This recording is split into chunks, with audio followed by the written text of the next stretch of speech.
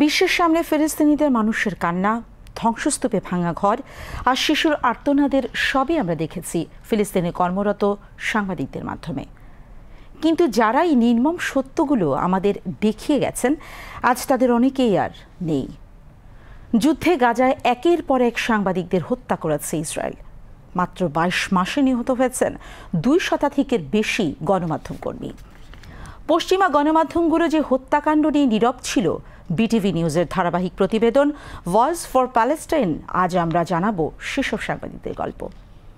সত্য তুলে ধরার অপরাধে প্রাণ দেয়া এই সাংবাদিকদের নিয়ে বিস্তারিত জানাচ্ছেন গোলাম মুর্তজা। আনাস আল শরীফ আল জাজিরার 28 বছর বয়সী সাংবাদিক। গাজার বাস্তুচ্যুত মানুষের কষ্ট প্রচার করতেন তিনি। তার শেষ বার্তায় তিনি লিখেছিলেন, ইসরায়েল আমার প্রতিটি সেকেন্ডকে আতঙ্কে পরিণত করেছে, কিন্তু সত্য প্রচারের জন্য আমি থেমে যাইনি। শেষ পর্যন্ত আল শরীফ হলেন সেই সাহসী কণ্ঠ যাকে হত্যা করা হলো তার পেশাগত দায়িত্ব পালন করার সময়।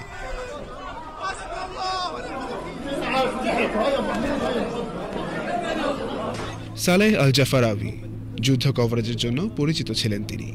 যুদ্ধবিরতি ঘোষণার পর ইন্টারনেট থেকে বিচ্ছিন্ন গাজাবাসীর কাছে সে বার্তা পৌঁছে দেওয়ার মতো কেউ ছিল না।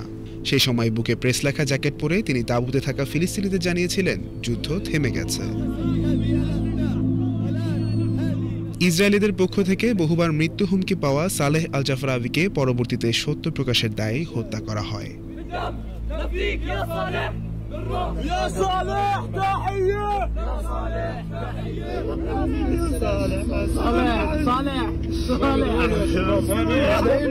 পশ্চিমা গণমাধ্যম যেমন বিবিসি, যারা বিশ্বের অন্যতম সংবাদ সংস্থা হিসেবে পরিচিত, তারা গাজার গণহত্যায় সাংবাদিকতার নীতি ও মানবিকতাকে বুড়ো আঙুল দেখিয়েছে।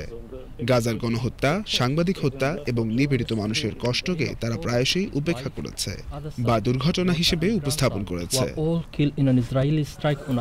সত্য প্রকাশের ব্যাপারে তারা পক্ষপাতিত্ব করেছে। ইসরায়েলের দমন নীতি এবং ক্রিয়াকলাপকে প্রশ্নবিদ্ধ করা থেকে বিরত থেকে নীরবে সমর্থন দিয়ে নিজেদেরকেও যুদ্ধাপরাধী হিসেবে নতুনভাবে পরিচিত করেছে বিশ্ববাসীর কাছে, যা নির্দুনিয়ায় প্রচুর সমালোচনারও জন্ম দিয়েছে।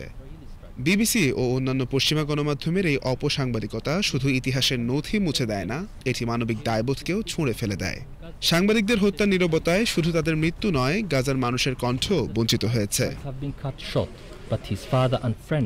গোলাম মুর্তজা, বিটিভি নিউজ।